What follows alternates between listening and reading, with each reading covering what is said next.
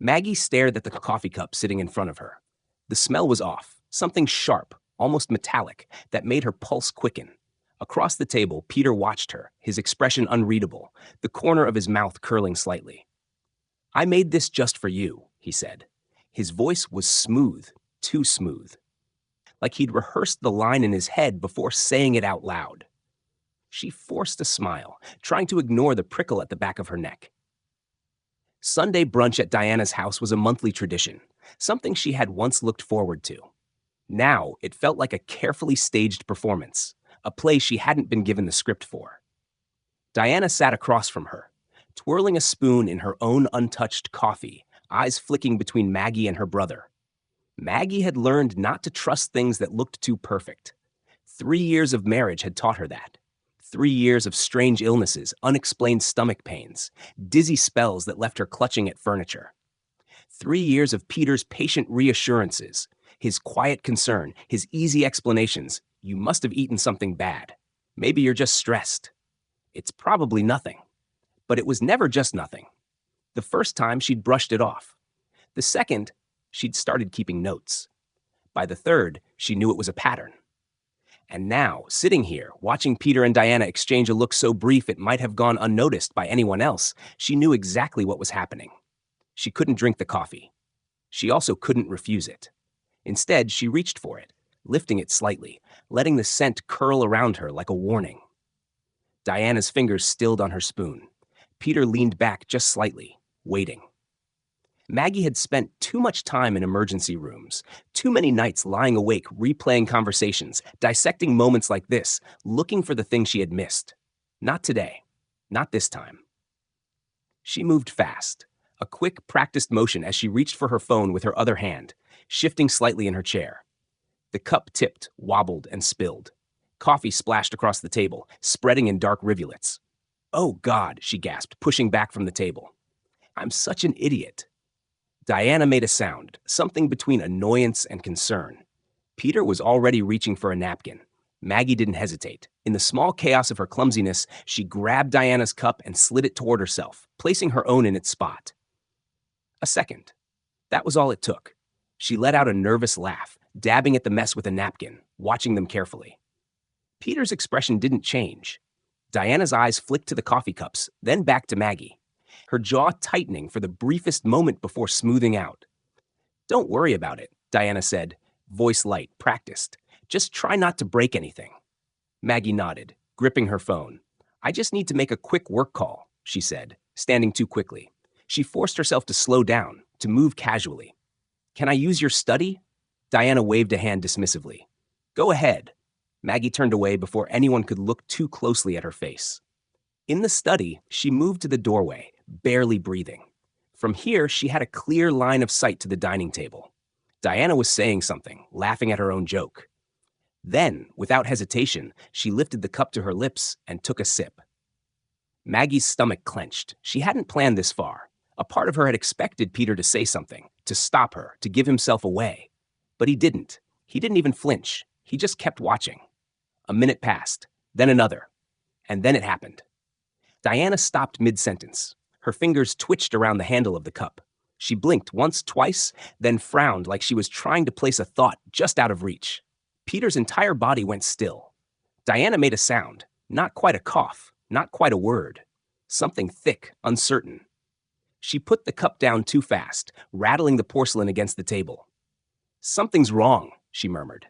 Peter sat up straighter, his chair scraping against the floor. "Diana?" His voice was sharp now, the smoothness gone. Maggie pressed her back against the doorway, gripping her phone tighter. Diana was trying to stand, but her movements were sluggish, unsteady. Her head jerked slightly to the side, as if her body was no longer cooperating with her brain. "What did you put in that coffee?" she asked, her voice strained. Peter didn't answer. Not right away. Then, in a voice so low, Maggie almost didn't catch it, he muttered, "That wasn't supposed to be your cup." Silence. Diana's breath came sharp and ragged. "Call an ambulance," she gasped. "Now." Maggie stepped into the room, already dialing. She kept her voice steady, even as adrenaline pounded through her veins. "We need an ambulance at 1429 Briarwood Lane," she said, her words clear, measured. "My sister-in-law is having a severe reaction to something in her coffee." Diana's eyes locked onto hers, wide, frantic. Maggie held her gaze. She knew, and Diana knew that she knew. Across the table, Peter was frozen, staring at the wreckage of his plan unraveling in real time. Maggie didn't look away as she added, almost as an afterthought, "She's still conscious. For now." And then she hung up, placing the phone carefully on the table. Let them try to talk their way out of this. Diana's breath hitched, her fingers tightening around the edge of the table as if trying to ground herself. Peter was still, too still, his eyes darting between Maggie and his sister, the wheels turning in his head, looking for a way out. It was too late for that. The dispatcher was still on the line, voice calm, asking routine questions. Maggie answered each one without hesitation, her tone crisp, controlled. Diana's hands trembled as she tried to steady herself, her skin paling with every passing second. Peter moved first, reaching for Diana, his voice low and urgent. "You're okay," he muttered, but it wasn't reassurance. It was denial, desperation clawing at the edges of his words. "Just breathe." Diana's lips parted as if to respond, but no words came out. Her body lurched slightly, her breath coming fast, erratic. Maggie had seen this before. The dizziness, the confusion, the way the world tilted out of focus. She remembered the hospital bed, the beeping monitors, Peter sitting at her side pretending to be worried. She remembered him stroking her hair, whispering that it was probably just a stomach bug, or maybe something she ate earlier. She had believed him. Diana's body betrayed her next, her limbs uncoordinated, movements sluggish, head tilting forward. A sound escaped her lips. Something raw, panicked. Peter finally snapped into action, knocking over his chair as he lunged for his phone. Maggie watched him fumble with the screen, hands shaking, before pressing it to his ear. "We need an ambulance, now," he barked, voice sharp with panic. "My sister, she's having some kind of reaction." Too little, too late. Maggie had already made the call. Help was already on its way. Peter turned, his face a mask of barely contained terror, and for the first time, Maggie saw it. The crack in his carefully constructed facade. He wasn't in control anymore. Diana let out a weak groan, her body wavering as her breathing grew shallow. Her eyes locked onto Maggie, wild, pleading, as if realizing, too late, what had happened. "You switched," Diana rasped. Maggie held her gaze, unflinching. Peter's breath caught as realization crashed over him. His hands curled into fists. "What did you do?" His voice was different now, stripped of charm, of the practiced patience he had worn for years. Maggie didn't flinch. "I did what I had to," she said simply. The sound of sirens cut through the tension like a blade. Peter's head jerked toward the window, his breath coming sharp and uneven. The flashing red and blue lights reflected against the glass. The police weren't here yet, but they would be. And when they arrived, they wouldn't just be asking questions. Diana made a strangled sound, her body going limp against the chair, her breathing uneven. Peter turned back to her, his panic now fully breaking through the surface. "Stay awake," he ordered, his voice cracking. "Damn it, Diana, stay with me." Maggie had seen that look before, the sheer, unfiltered terror of a plan unraveling, of realizing there was no fixing this. She had worn that same expression in a hospital room 2 months ago, gripping the edge of a hospital sheet, trying to make sense of the pain searing through her veins. The doctors had been baffled.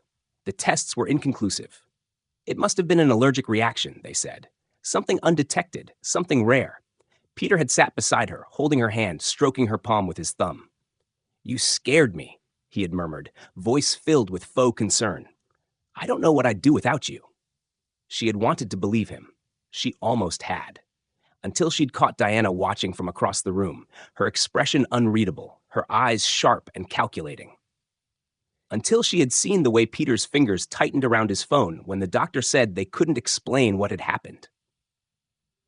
Until she had felt the weight of a lie settle over her chest, suffocating, suffocating, suffocating. It had taken months for her to be sure. Months of pretending not to notice the subtle glances between them, the whispers that stopped when she entered a room. Months of feigning ignorance, of acting like the perfect wife, the one too naive to suspect, too trusting to see the noose tightening around her throat. But Maggie had never been naive, and she had learned to play the long game. The front door burst open, paramedics flooding the room, their voices sharp and urgent as they rushed to Diana's side. Peter stepped back, his hands still hovering in the air, lost, as if unsure what to do with himself now. Maggie watched, silent, as the paramedics worked quickly, assessing Diana's vitals, shouting medical jargon back and forth. One of them turned to Peter, rapid-fire questions spilling from their lips. What did she consume? Peter hesitated. Just for a second, but it was enough. Maggie saw it, the flicker of calculation, the pause, like he was debating whether to lie, whether he could still salvage this, whether there was any way out. He opened his mouth, and then he closed it again. Maggie didn't need to hear his answer. She already knew. One of the paramedics turned to her. Ma'am, do you know what she drank? Maggie lifted her chin, her voice steady. She had coffee. A pause. A deliberate, measured breath. The same coffee my husband made for me. The weight of her words settled over the room, thick and suffocating. One of the paramedics exchanged a glance with their colleague, something unspoken passing between them. Diana let out a weak, shuddering exhale. Peter clenched his jaw. Maggie held her ground. Outside, the sirens faded. A new set of footsteps approached, heavier, measured, different from the frantic urgency of the paramedics. Maggie didn't have to turn around to know. The police had arrived. The questions came fast. Too fast. What did she drink? Had she eaten anything else today? Did she have allergies? Was there any history of medical conditions? Peter tried to answer, his voice tight, controlled, but something was off. He wasn't used to being on the defensive. He had always been the one explaining away things, smoothing over details, making her feel foolish for even questioning what was happening. But this time, there were too many eyes on him. Too many people listening. Maggie stayed quiet. She didn't need to fill the silence. She had learned a long time ago that silence made people nervous. Silence made people reveal things they weren't ready to say. One of the paramedics asked if Diana had a history of seizures. Peter hesitated. It was small, barely a second, but it was there. A flicker of uncertainty, a moment where his brain scrambled for the right answer. No, he said finally, his voice thin. She's never had anything like this before. One of the paramedics glanced at the other. Maggie caught it. It wasn't much, just a barely there moment of suspicion, but it was enough. The lead paramedic turned to Maggie. You said she drank the same coffee your husband made for you? Yes. You didn't drink any? No. Why not? And there it was, the real question. The one Peter didn't want her to answer. Maggie kept her voice even. It smelled off. I didn't trust it. Peter's head snapped toward her. His entire body tensed. He opened his mouth, and for the first time, he didn't have a ready-made excuse. No quick explanation. No perfectly worded deflection. Maggie saw the exact moment it hit him. She wasn't playing along anymore. Sirens had already been fading in the background, but now another sound took their place. The low murmur of police radios, the steady shuffle of heavy boots moving through the house. The officers arrived in a slow, deliberate formation, scanning the room with sharp, assessing eyes. One of them, a woman with a clipboard and a tight-lipped expression, stepped forward. Who's the spouse? Peter straightened, forcing his expression into something neutral. That would be me. The officer barely acknowledged him. Her attention flicked to Maggie. You were the one who called? Yes. Walk me through what happened. Maggie met Peter's eyes before she spoke. She could see it, the careful, practiced panic just beneath the surface, the gears turning as he tried to assess how much damage control was needed. She didn't give him time to get ahead of it. We were having breakfast, she said, keeping her voice clear, steady. Peter made coffee. He said it was just for me. She let the words hang in the air for a second, let them sink in. I didn't drink it. Diana did. Peter let out a sharp breath, his control slipping. That's not. The officer raised a hand, cutting him off. Maggie wasn't finished.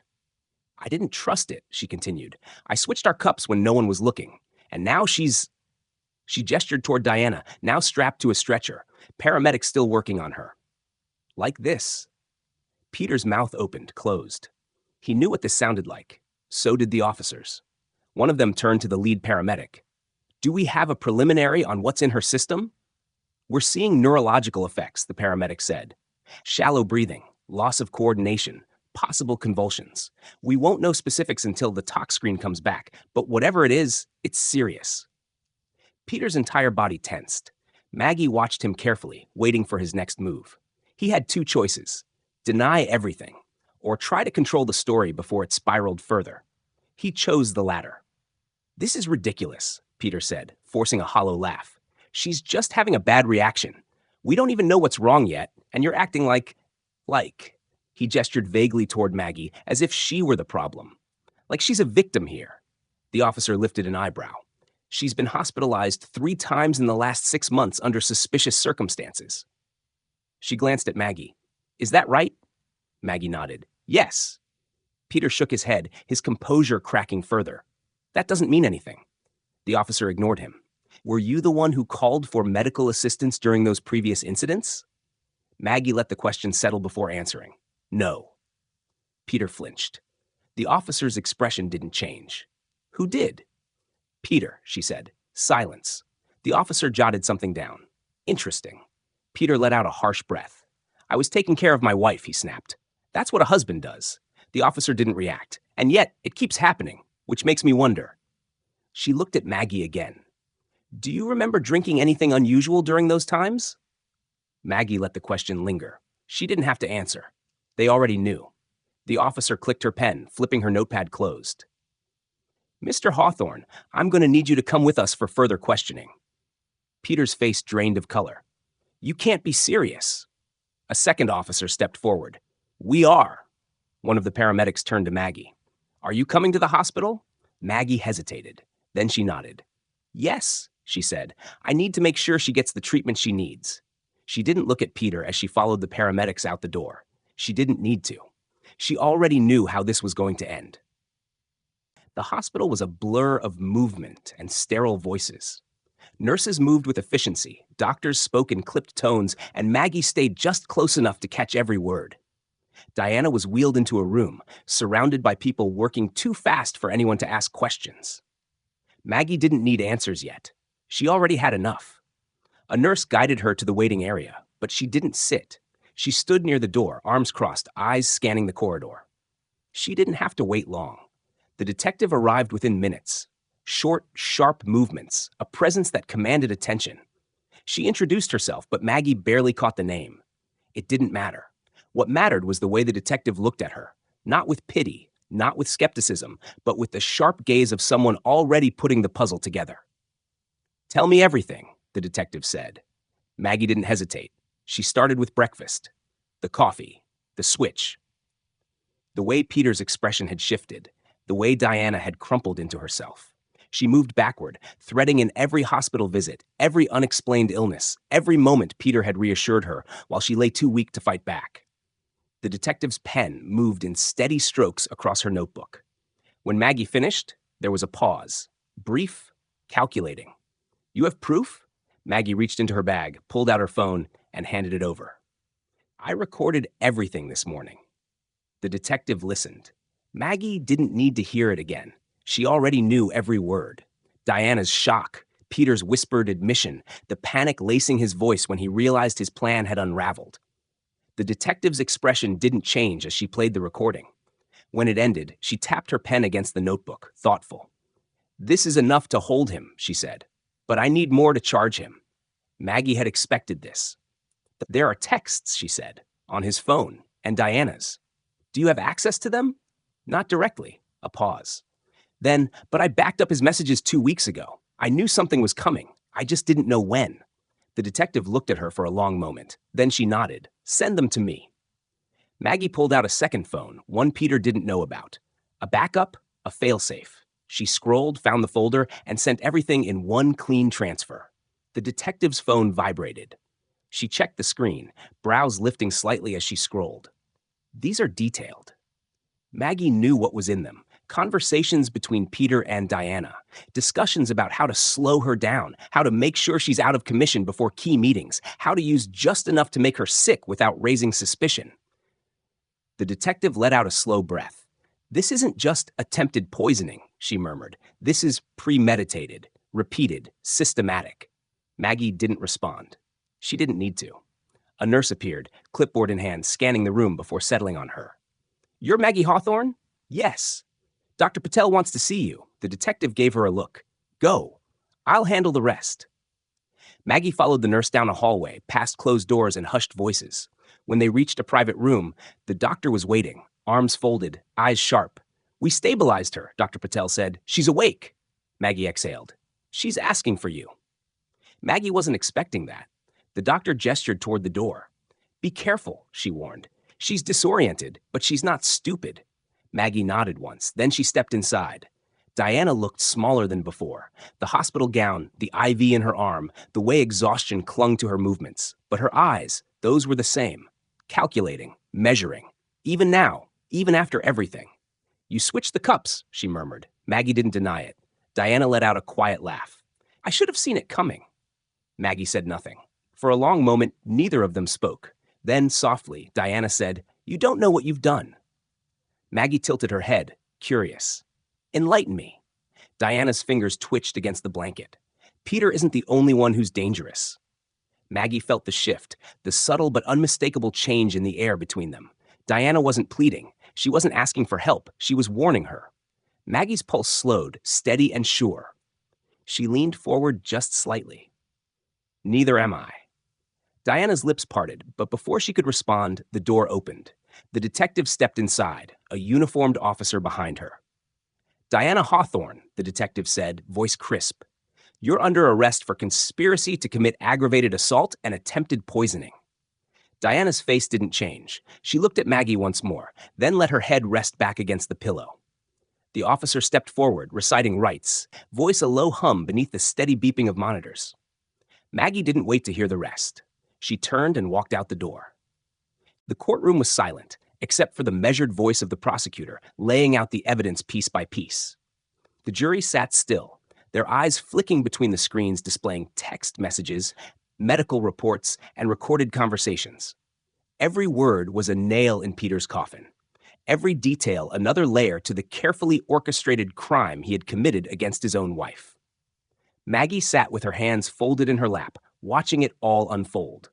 Diana had taken a deal, lesser charges, reduced time, in exchange for turning over everything she had on Peter. Emails, voice messages, receipts. She had folded fast when she realized Maggie had outplayed her. In the end, there was no loyalty between them. Just survival. Peter had no such escape. The text messages were damning. Plans laid out in clinical precision, doses calculated with unsettling accuracy, discussions of when to increase them, when to stop, just short of lethal. There was even a memo about the side effects he expected Maggie to experience. Headaches, dizziness, fatigue. Symptoms easy to explain away, easy to dismiss. But then there were the hospital visits, the ER records, the toxicology reports that didn't add up. The judge listened in silence as the prosecutor detailed how each hospitalization had been another test, another adjustment to the plan. And then there was the final piece, the recording from that morning. Peter's voice, barely a whisper. "That wasn't supposed to be your cup." It played 3 times. Once for the jury, once for the court stenographer, once because the prosecutor wanted to be sure it stuck in everyone's mind. Peter didn't look at Maggie. He hadn't looked at her since the trial started. When the prosecution rested, his defense attorney stood, straightened his tie, and tried to spin it. He was a devoted husband. There was no proof he administered anything. Maggie had always been unwell. Maybe she had Munchausen's. Maybe she had set him up. The words didn't stick. The facts were too sharp, too clear. The trial lasted 3 weeks. The jury deliberated for less than 4 hours. When they returned, the verdict was unanimous. Guilty. On all counts. Peter sat motionless as the judge read the sentencing recommendation. Maximum penalties. No parole. He would spend the rest of his life behind bars, and for the first time since she met him, Maggie thought he finally understood what it felt like to lose control. He didn't speak as the bailiff approached, didn't protest as the cuffs clicked around his wrists. He only turned his head slightly, just enough to glance at Maggie. It wasn't anger in his expression. It was something closer to disbelief, as if even now, even after everything, he still hadn't fully processed the fact that she had won. She didn't look away. She wanted him to see it. He was escorted out of the courtroom, the heavy doors swinging shut behind him, and just like that, he was gone. The prosecutor turned to her, expression careful. "It's over," she said. Maggie nodded. But she knew better. It wasn't over. Not yet. She stepped outside, feeling the sun on her skin for the first time in hours. Reporters stood clustered near the steps, cameras flashing, microphones angled in her direction. She ignored them, moving steadily forward. Her car was parked a block away, a deliberate choice. She needed the walk. She needed to clear her head. Halfway there, a voice stopped her. "You should have let me handle it." Maggie didn't turn immediately. She recognized the voice. She had been expecting it. Diana leaned against a car, arms crossed, expression unreadable. She looked different. Not in a dramatic way. No prison jumpsuit, no sign of her time behind bars, but different all the same. A little more hollow, a little less polished. Maggie finally met her eyes. And what would that have looked like? Diana shrugged. Cleaner, less of a spectacle. Maggie studied her for a moment. "You never thought I'd fight back." "I underestimated you," Diana admitted. "That won't happen again." Maggie wasn't sure if that was a threat or a compliment. Maybe both. Diana pushed off the car and stepped closer. "You've got enemies now. You know that, right?" Maggie smiled, but there was no warmth in it. "I always did. The difference is, now they know I can win." Diana studied her for a long moment, then nodded once, almost approvingly. "Take care of yourself, Maggie." Then she turned, got into the car, and drove away. Maggie watched her go. She let out a slow breath, then reached into her pocket, pulling out her phone. There was an email waiting. A client contract. The biggest one yet. She opened it, read the first few lines, and then kept walking. Because life moved forward. And so would she. Maggie signed the contract the next morning. The ink dried quickly, but the weight of it lingered. This deal, this success, was supposed to feel like closure. Proof that she had outrun everything Peter and Diana had tried to take from her. But as she set the pen down, she realized something.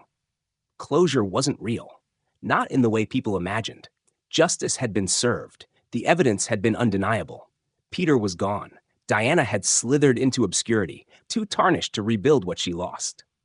The people who had tried to erase her had instead written her name into something permanent. And yet, the ghosts of them lingered. She caught glimpses of Peter in the details of her daily life, in the way she double-checked locks at night, in the moment of hesitation before she took a sip of coffee that someone else had poured. It was muscle memory now, a quiet, learned caution that refused to fade. She had outlived him, outmaneuvered him, and still, some part of him had lodged itself into her habits. But maybe that wasn't a weakness. Maybe it was survival. Her phone buzzed, a name she hadn't seen in a long time. Her mother. She let it ring once, twice, then answered.